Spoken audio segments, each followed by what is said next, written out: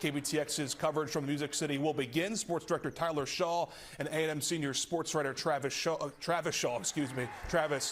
Brown, will join us in the newscast. It's too many Travises and whatever. There's too many T's involved too. I'll call Travis Tyler, Travis. I just started calling him T.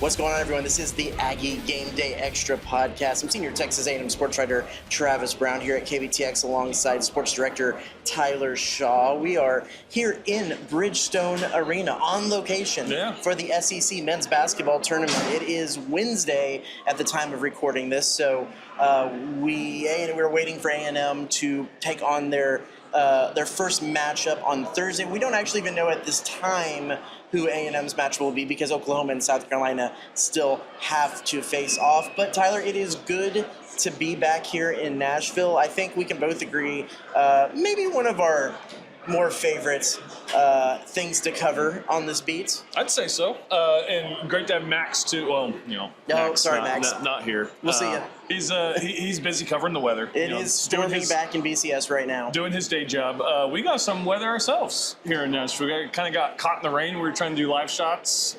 Trying to find a place that has like an overhang to actually be able to do the live shot. And it's one of those things that the cold front just came through. So, while it was 80 degrees and balmy earlier today, I think tomorrow is going to be like the 40s or something like that. It makes packing such a pain for these things because you have to pack for both 80-degree weather and I think the low is 34. Oh, there we go, 34. Tomorrow, so that's perfect. So I did not pack for 34, so hopefully that's while we're sleeping. Basketball's an indoor sport. That's why. It absolutely is. We will be indoors for most of the day tomorrow. But yeah, I mean, I was trying to think back. We were talking about this earlier while we were having lunch, and that it's good that we get to come back here because we like Nashville, and this is a kind of a fun place to cover. We'll just start with that. This is a fun event to cover. If this was in Des Moines, Iowa, I don't think I would be so gung-ho to get up and cover the SEC tournament. Especially not in March. And if you're listening right now and you hear a big pop, there apparently is a youth basketball game going on at halftime of this Texas and Ole Miss game. So if I get distracted by the monitor, I'm watching some youngins. Probably about as loud as I've heard the arena all day. I know, right? It probably is. But yeah, this is a fun one. Like coming to Nashville. I mean, let's be real. The best part about this whole experience, we're at Bridgestone Arena here, but right across the street, they have this whole kind of complex called the Assembly Hall. Yeah. And it's one of those, they have them other places, but it's one of those where food courts, but it's all kind of like local good restaurants, so you can have your pick of anything you want to eat. There's usually live music going on over there. It's just a cool place to hang out. It's a huge food court. We need one in College Station, a little assembly hall. We were gonna get one, but whatever, it didn't happen. So so I think Nashville is. I think tomorrow we might venture over. My favorite artist of all time, Jack White, his Third Man Records company is here. They have all kinds of fun stuff going on over there. We might do a small excursion over there. But where does this, in your mind, from all the kind of events we get to cover and go to, where does the SEC men's basketball tournament rank? What are some other ones that you like to? And we are, let's be real, we're not talking about the sports of the games. We're talking about the experience for us getting to cover it. It's got to be up there. Just the fact that it's Nashville. We've come here for SEC Media Days, and this is where the SEC basketball tournament is. Not a lot beats being right on Broadway, and just kind of the cool town that Nashville is. I will say, covering the NIT Final Four at Madison Square Garden. Rest in peace. It's not there anymore. Which I don't know why, because that is what made the NIT Final Four cool, because it's a tournament no one wants to be in. Right. It's the unless you get to that. Once you get to that point, then it kind of redeems itself. But that was like the cherry on top of you made it this far, and hey, you get to play one of the most historic venues of all of basketball. That one was really cool. Being in Manhattan and all. Omaha's a good trip, but I feel like that is more of the actual games being played on the field more than anything else. I don't know. That's my answer. Yeah. College World Series I've covered Super Bowl. I've covered, all the college basketball, all college sports things. College World Series is my favorite. I also am a baseball guy, but like the scene outside the stadium, it's like the state fair of baseball. Yeah. You have all the shops and the vendors and stuff. The big Ferris wheel. The big Ferris wheel. There's good food. My favorite, like if there was a point in my life where I need to like declare a last meal, my last meal would be the whiskey marinated steak from the Drover with French fries and a big old slice of key lime pie. I'd get the surf and turf. You would, as you did. I have gotten the surf and turf. Omaha is probably my favorite, but this is probably a close second. I do like the other thing about Omaha when it comes to coverage in the games. You are guaranteed 2 games. So there is a little bit of a nervousness when you come here to cover of like you're packing for you don't know how long. 5 days, or it could be 2 to 3 days. Well, last year we were one and done. We were one and done and went right back home. It was a short trip. So we have clothes and equipment here to go through Sunday. Yep. But it could only just be 1 game. It could be 2 games. You never quite know. And so you never quite know how many days that you might have to go on a quick adventure somewhere or not, or how much you need to just focus down and make sure you get that work done today. I don't know. It's a little hairy in that regard. It's that time of year, though. It's the one and done, do or die. I mean, every game could be your last game. Obviously not this specific tournament, but it's going to be kind of that time of year. Mm-hmm. The NCAA, it's like, are they going to be one and done? Mm-hmm. Are they going to get through the first weekend, and then you're talking about Sweet 16 Elite 8, and it is fun.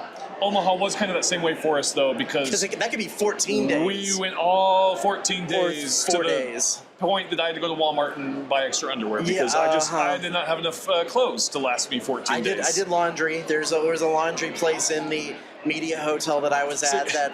Rather than doing laundry, I just bought more stuff because not all of us. That was when I was back at the newspaper. Not all of us can work TV jobs, except now we are. So yeah, there you go. but not much beats a good bowl trip either, especially one of those bowls where you have like the whole week of coverage. Yeah.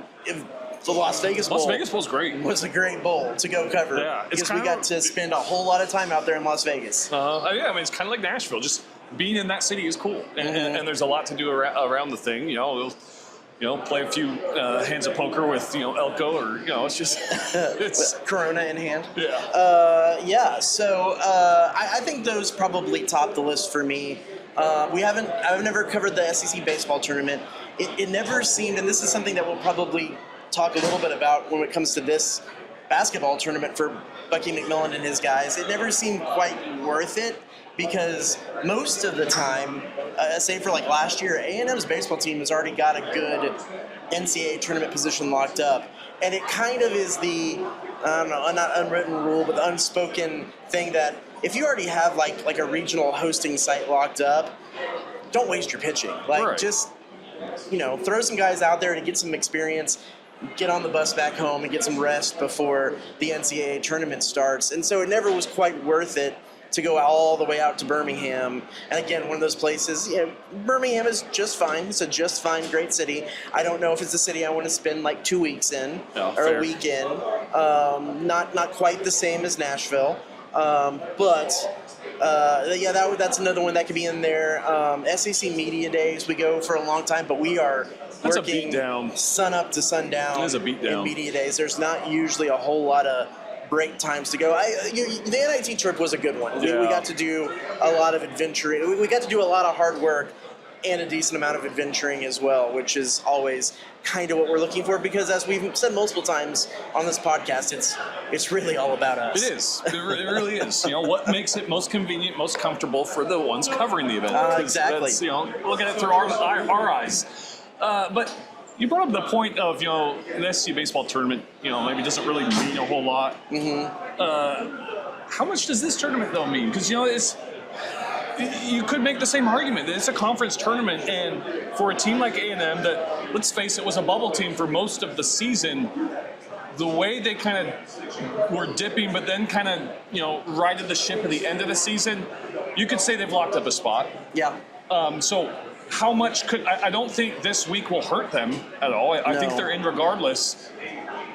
And I don't know. My first initial thought is the only way they go up a seed line is, let's say they make it to Sunday. Yeah, and they're playing in the championship game. Then maybe the committee looks at that a little different, but I don't know. But how many times, and of course we don't know where the committee has a team before a conference tournament and where they have them after, so we can't fully have, we kind of go off where the bracketologists have a team before and then where it ends up.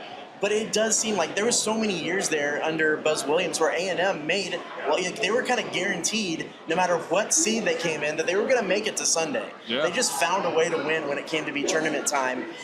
And that never seemed to matter. No. It never seemed to, they always seemed to be put in a seed or a region or in a situation that wasn't necessarily indicative of a team that made it all the way to Sunday in the SEC tournament. And so I'm still of the mind that I don't know how much the conference tournaments necessarily mean in this whole thing. And to that end, this is we talked about this a little bit on air on last night.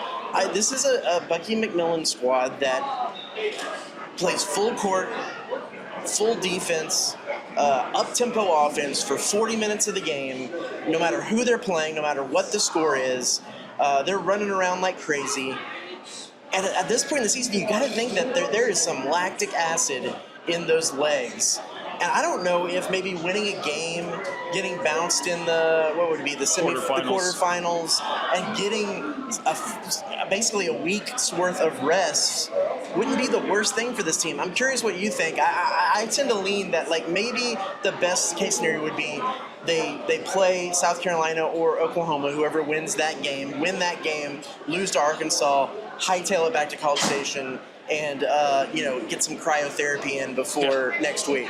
I do think the way the style of play and everything, I do think rest is probably your best option. Get as much rest as possible. But at the same time, the more I think about it, this is, like we said, this is do or die time. This is your season comes down to one game.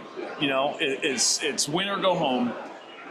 And you don't want to leave anything left in the tank, I guess, by the end of the season, because you could be playing just one more game after this tournament, and that's all you're guaranteed. Mm-hmm. And for a team that, yes, they have found their identity, but is still new, this is their first year playing together. I don't know if maybe winning a couple of games, gaining some momentum, gain a little bit more confidence might be good for a group like this, especially because when you take the last month and a half of the season, they've kind of been in a downward trend. I don't know if getting shooters a little bit of confidence, maybe getting hot at the right time, maybe is what this team needs. I'll give you that, because I do think their shooting has been a little bit more up and down in the last 10 games of the season than it was to start the season. And if they come out and start winning a few games and are shooting lights out from three-point, maybe you don't want that to stop. I'll give you that. Yeah. I think that maybe you want to ride that hot hand into the NCAA tournament. But I think other than that, if they're right at their average, or maybe a little bit below of shooting percentage from three-point range, getting shooting percentage around the rim, then maybe rest is the best thing, and getting some shots up in the gym, because it has been up, and that's something that we've kind of investigated a little bit today as we were looking at some of our broadcasts, is that especially through that last stretch where the last 10 games, it was they lost 5 in a row. And then it ultimately was they lost 7 and 8 in the final. That the offensive performances definitely struggled mightily, especially from the guards in those losses. That was kind of, other than the last 2 games, was kind of the lead up to this SEC tournament. It was no coincidence that and looking at the guards, just the team in general, the three-point percentage, the effective field goal percentage, everything was down in the losses and up in the wins. And some of them were pretty staggering, the difference. Like Ruben Dominguez, per se. Kind of the trajectory of this team and Ruben Dominguez's play kind of followed each other. Exactly. They were parallel lines, I guess you could say. We looked it up, and in the losses, it was just losses, full season, not just conference play, but in the losses A&M suffered this season, Ruben Dominguez scored 7.7 less points in the losses than he did in the wins. He shot 25% in the losses from three-point range as opposed to about 46% in the wins. Some of that was non-conference opponents who they blew out early in the year. I get that we couldn't necessarily differentiate that in some of the research that we did, but that is stark. And we go back, so much of like the microcosm of what they were trying to do to me goes back to that first Oklahoma win. I believe this is where they had this conversation, because that first Oklahoma win at Reed Arena was when Porter Moser was talking after the game about how much A&M's full court, hair on fire, everything wore them down, and then he said, you know, when shots are falling short, that's what they were, that means you don't have your legs, and he said that they wore them down. And that was also a game where, I believe it was that game, if not maybe one of the ones right after it, where at the end of the game you had Rashawn, they didn't cover Ruben Dominguez out in a corner three. He hits a corner three that ultimately proves to be the dagger, but then to add insurance, they come back down on the next drive, and they do decide to go out and tightly guard Ruben Dominguez, and that opens up the lane for Rashawn Agee, and he scores. And when you had that inside-out game with Rashawn Agee and Ruben Dominguez, they're a completely different team than when Ruben's just not shooting well. So that was early in SEC play, and that was that game, and that was when we saw that this is like, wow, that is a very deadly 1-2 punch in the SEC. You know, this team kind of runs through Ruben and Rashawn. Well, again, we saw kind of that dip in Ruben's play, and it wasn't really that 1-2 game. If we get that version of Ruben Dominguez in the now March in the NCAA tournament, that's kind of lightning in a bottle. You want that. But again, it's this win or go home. It's this one game at a time mentality where you have one off game. You know, this team could be packing home early. But on the flip side of that, you everything kind of clicks at the right time. You get Rylan hitting his, and he's kind of an X factor. You get Rylan and Ruben. You know, not to mention your steady Mr. Double-Double Rashawn. That's a recipe for success. When we and the gathered media asked Bucky McMillan what was going on, what was going wrong when they had that losing skid, he frequently went back to guard play. He said that the guard play wasn't up to snuff where it had been. That's both defensively and offensively. But when you look offensively, Rylan Griffin was another one of those ones that I believe he was about a 4-point deficit, a 4-point, almost closer to 5-point deficit between his scoring in games where they won and in scoring when they lost and scoring when they won. And so he is an X factor.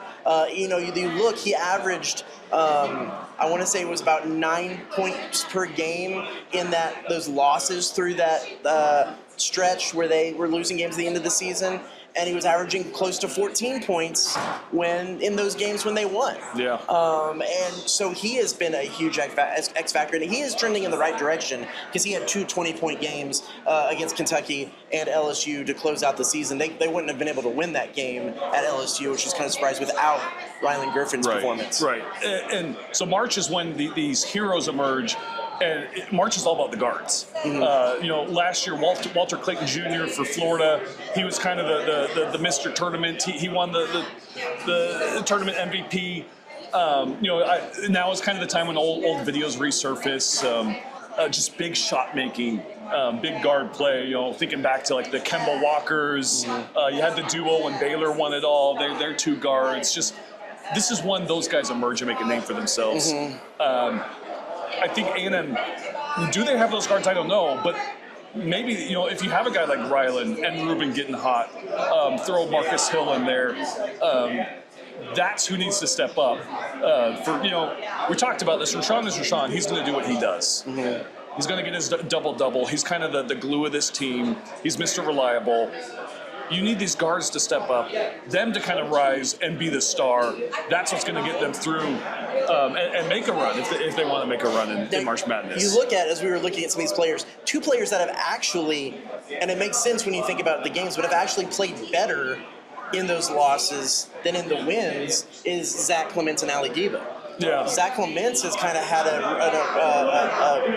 renaissance, per se, in this last little bit when they have had those losing streaks, that he's been kind of the only guy that has been consistent through some of those games. Then Ali Diba from three-point range has made some big impact plays. But when you also talk about guard play, I think when you look at the guys like Jakari Lane, Pop Isaacs is a scorer. They need points from him as well. But Jakari Lane and Pop Isaacs and Marcus Hill, to an extent, is taking care of the ball, because a lot of times when you have looked at some of those stretches in games when A&M has gone on scoring droughts, it's because they've been sloppy with the ball and turned it over, and that's created big runs for the teams that they've played. And possession, ball control, that is key in March Madness. When I usually look at defensive efficiency, turnovers, free throws, when I look at teams to pick my bracket. Now, to be fair, I haven't picked great brackets lately, but those seem to make good March Madness teams. And then the X factor is three-point shooting. Because if you can get hot from behind the arc, which this A&M team has the capability to do, that can cover up a lot of deficiencies, cure a lot of ills, because you are hitting threes. When A&M got blown out of the gym a few years ago in their first-round game against Penn State got hot behind the arc. Yeah. They couldn't miss. Yeah. They won that game because of threes. And they had that great inside-out game. I can't remember what the center name, but that guy that was just backing guys down and then kicking it out to the top of the lane where there was a wide-open shot at the top of the key.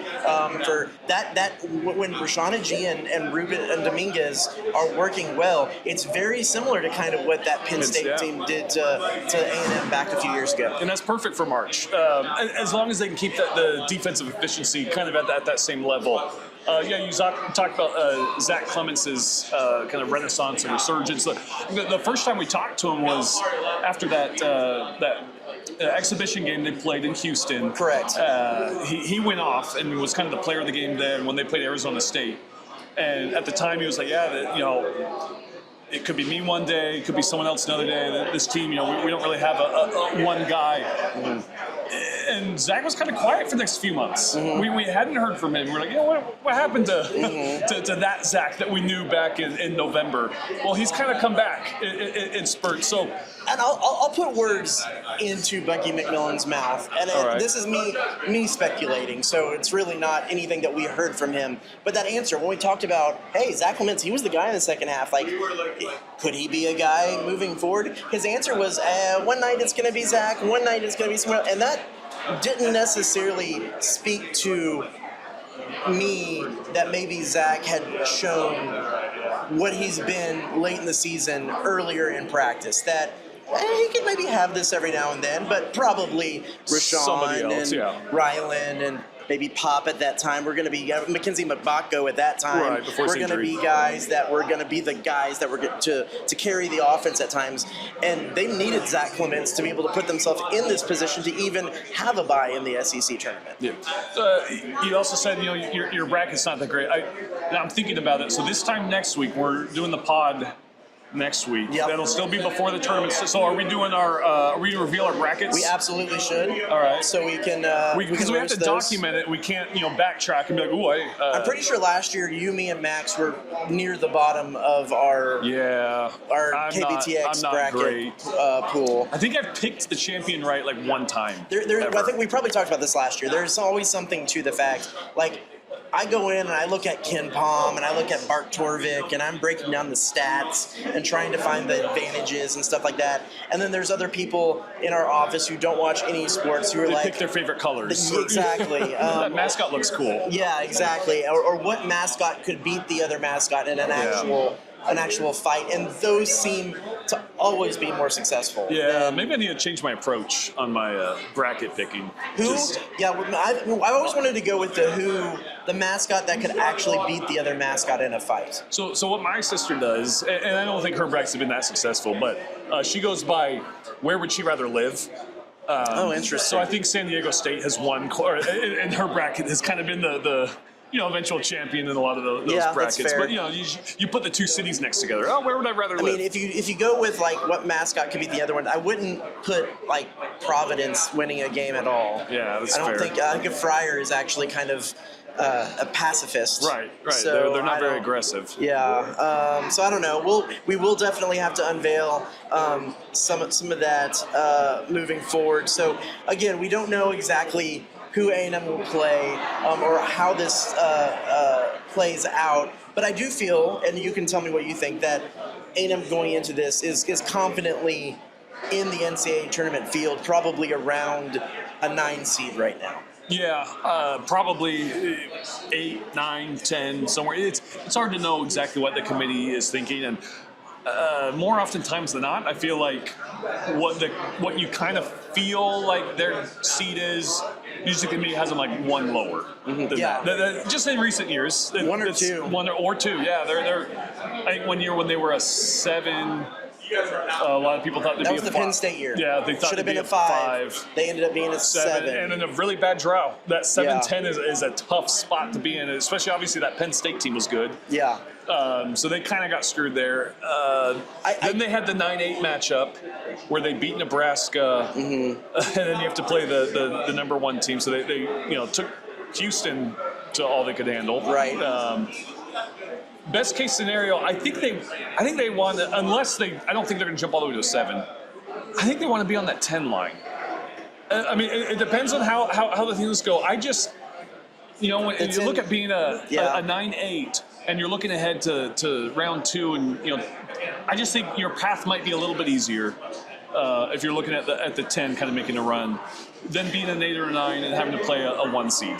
I do think, too, you could maybe argue that this, compared to last year, this team is maybe a little bit less tested because the SEC is just not the same SEC as it was last year either. I think there was a lot of depth and a lot of really strong basketball teams in the SEC last year, whereas this year I think it's a little bit more top-heavy. And even then, the teams at the top, other than maybe Florida, have some pretty noticeable flaws. Right now, it kind of seems like Florida and everybody else. I think Florida's the one team that separated themselves. And to that end, I think more than I said, maybe 10 might. I mean, it really just depends on the matchups. Because I think A&M is the kind of team too that they need their guard play to be up to par, above that to have a successful March. Also, the matchups. We've seen that bigger teams give this team fits. We saw it against Florida, who's much bigger, just much more talented. We saw it against Missouri, a game that A&M think they should have won. Missouri's, I don't think as talented as A&M, but they're much bigger. Yeah. And I think if they run into and that kind of happened with Michigan to last year's A&M team, it was just a bad matchup. Right. I think that's going to be the biggest key of kind of who they're matched up with. If they run into a team with size, that could cause some problems for them. But again, we're going to have to put a caveat to everything in that hot three-point shooting fixes problems. It does. It does. And they could go against, I mean, that's, you look at some of the teams that they played early in the season. That LSU team has size. Yeah. And the way they played them early in the season, they were hitting their three-pointers, and that shouldn't have been as much of a game as it was. And it really, as it was late in the season, too. Because of the way that they shot the ball. Well, that first LSU game, that one came down to their the full court pressure at the end of the game. I mean, that's when LSU didn't have an answer for that at the end of the game. But A&M was up early and let them get back into the game when they hit a little bit of a cold spell late. But they were up significantly in that second half because of the three-point shooting before it kind of got cold a little bit. So, I think that you're right. The 10 seed thing. Let's go back to talking about us. I don't want to have anything to do with Dayton.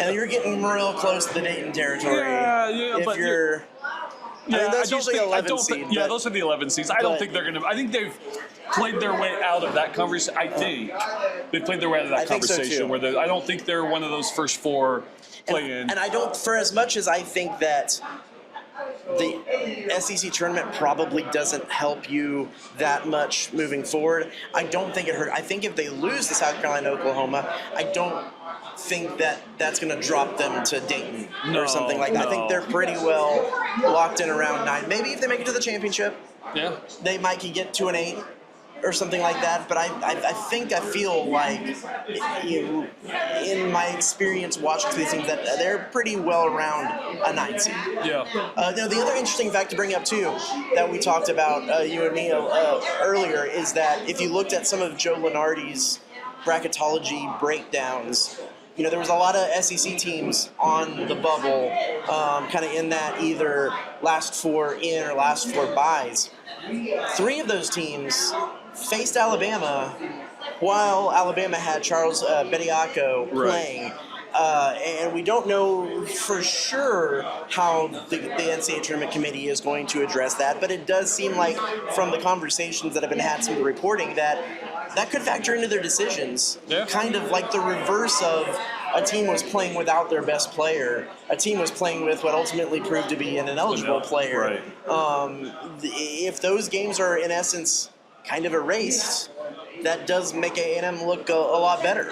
Right, and at the time, everything was legal, so technically those games, they're not going to be voided at all. No. Those games stand. I liked Bucky McMillan's answer there. He's like, I don't need to see them, forfeit that game or lose it. Let's just take away his points away. Well, he scored 5 and they lost by 3. Was that how it was? Yeah. So clever on his part. Yeah, obviously not going to do that either. But it is it's a human element that the committee has in their hands that they can take into consideration. And if they do, that only helps A&M because you played a close game against Alabama. Maybe they don't knock them at all for that loss. You just that's kind of a wash. Yeah. Because you had that unique situation. This time next week, we'll also know that it'll be interesting. Not only the men's team, we'll see kind of the women's team fate. Right now, A&M is.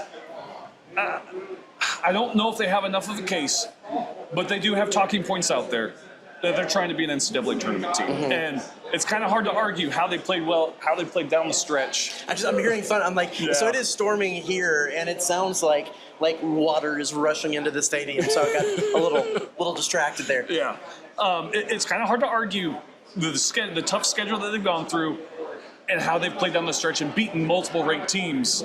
They've got a case, at least, a compelling one. I don't know if the committee will put them in, but we'll find out here in a few days. We might have 2 teams here at A&M that are dancing. Coming into the tournament, I believe Charlie Cream had them about the second 4 out, in the 5 through 8 range. I don't know, losing that early, I don't think helps them. That hurts in any way. But the fact that you lose to Auburn in the first round. I still see them probably on the outside looking in. But they do have a compelling case, and they were, when you look at the WAB, the WAB, they were one of the better teams on the bubble. Right. That played, and I think their argument is that they played a lot of quad 1 and 2 games this season. Among some of the most in games played of any team in the nation would probably be their best bargaining chip, their best bullet point. And even if they don't make it, Joni did say the way they're playing, this team deserves to play postseason. So she said they are playing in the postseason, whether that's the WBIT or if they end up making the NCAA tournament. So they're going to play. And their second best player this year, second leading scorer, Fats John A., is available. For those that watched the tournament game, it was a very scary injury. I thought it was. I mean, she was down for several minutes. It looked like definitely something happened with her knee. It was kind of scary. I mean, let out that audible scream. It was just, she didn't put any pressure on it getting off the court. They helped her off. It was a bone bruise, a pretty nasty one, but and maybe, that I don't think it's going to sway a committee's decision, but they are going to be kind of pretty much at full strength for whatever postseason the women play in. And then, we got baseball starting up SEC play. Correct. Softball starting up SEC play. This is spring football is right around the corner. Don't remind me. This is everything's going on. I think baseball is coming into SEC play in a pretty good spot. Yeah. They 15-1. 15-1. Yeah. They and that one is to number 1 UCLA. That team looks unreal. Yeah. But I do think that they look like a more complete team heading into conference this year than they did last year. Oh, for sure. There's been times when the hitting has had a game, but it's usually just been a game or two that they've been a little quiet and they've been able to bounce back. There hasn't been a long stretch of hitting woes. I think you can attribute a lot of that to Michael Early kind of getting his hands, his fingerprints back on the hitting instruction, hitting coaching with the team. Not too we talked about this before, not too dissimilar to Mike Elko getting more back involved with the defense with the A&M football team, and I think that is proven itself. And they just hit on freshmen that came in. When you look at Boston Kellner and Nico Partita, that have been able to produce well in the team. Then the hitting is a little deeper. You have a guy like Travis Chestnut who can step in when Chris Coping is out, and Dewar, I forgot his first name. Jake Dewar has been able. He was in the starting lineup, but he's been able to slot in at DH. Blake Bidder. Yeah, I was about to say, don't forget the College Station guy who's really kind of had the really strong showing here as of late, and he might play a big factor as they start conference Sawyer play. Farr was the key in that walk-off win against Penn. Yes. When he had to come in. So I think that they have proven, last year they had injuries. They could not recover from those injuries. This year they've had some injuries, and they've been able to, no one's going to fully replace what Chris Coping could do. I mean, the dude came back for an at-bat, or 2 at-bats, and he just decided to blast a home run before, like, oh yeah, I'm hurt again, and exiting the game. Right. But they've maintained, and they found ways to drive runs in. And so I think that they're much more well prepared to hit the SEC running this year than they were last year. And we haven't even talked about the pitching yet. The biggest question mark I would have with the baseball team, and Michael Early kind of said as much last week before the Oakland series, is their starting pitching has been, it's not been like lights out elite, but it's been quality enough that they haven't actually needed to use a decent amount of their bullpen. Right. So I don't know. He kind of said he didn't fully know maybe what they have in their bullpen because they haven't had to have a whole lot of those situations yet. I think it's a good problem to have, though. I mean, if you're playing that kind of that baseball, if you don't need it, then I think that's great at this point. They haven't been in those situations. I mean, like Josh Stewart they've barely needed to come in and close. That to me was my biggest question mark coming into the season was, what does this pitching look like? Maybe we haven't seen a whole lot of the arms, but they've done just fine with their starters, and I think that's a good thing. And the fact is, I don't even necessarily know if Josh Stewart is gonna be the go-to closer. It seems like they put him in those situations, but they haven't had that many of those situations, except for the one run rule save situation where that was. We talked about that. That was still really, really weird a few weeks ago. But yeah, I think that the bullpen is probably the thing that I have the biggest question marks going in. Not because they've been bad by any stretch, just haven't seen them. Yeah, haven't seen them. So when they do get into those close situations late in games, or when in the latter innings of games, do they have the consistency to finish games out? I don't know. We'll see. Yeah. So, I think we've thoroughly talked this one out. Yeah. I think it's about time that we... Travis is ready to go hit Broadway right now. Yeah, exactly. Tootsie's has go my... to the honky-tonk. Go sit on the Tootsie's balcony in the pouring rain. That's what has my name written all over it. Yep. I think actually though I do want to find some dinner. When we did the assembly hall that we talked about yesterday, we did a little bit of Hattie B's today. Hattie B's is a classic. You got to hit up Hattie B's. You got to get your Nashville hot chicken. So we did that. So we'll have to see what's on the menu tonight, and we'll report back later. Sounds like Tootsie's. Maybe. So I think that's just a liquid diet that they have over there. Yeah, all right. So anyway, thanks everybody for joining us. Be sure we'll be all over KBTX.com and the 5, 6, and 10 for as long as we're here in Nashville. We'll have more updates, especially tomorrow when we know who A&M plays between Oklahoma and South Carolina, and preview plenty of stuff on that in tomorrow's 5 and 6, and then a full game recap tomorrow on KBTX.com. So stay tuned for that. Don't necessarily pay attention to Max Crawford unless there's severe weather. Then maybe you should tune into him because there has been some of that. He's an award-winning sports journalist. He is an award-winning sports journalist. Put some respect on that We name. did on his live stream last night ask him what the weather was going to be like in Nashville, and he blew us off. Yeah. And then told us after it was raining, hey, it's about to rain in Nashville. And then we asked him, well, how long? He said, that's not my job, and didn't talk to us again. He's so big-timing us. He is very much big-timing us. So maybe we'll invite him back to the podcast next week. We'll see how that goes. So not for Max Crawford, but the green light behind us. Yeah, but for Tyler Shaw, I'm Travis Brown. This is the Aggie Game Day Extra podcast. We'll see you next week.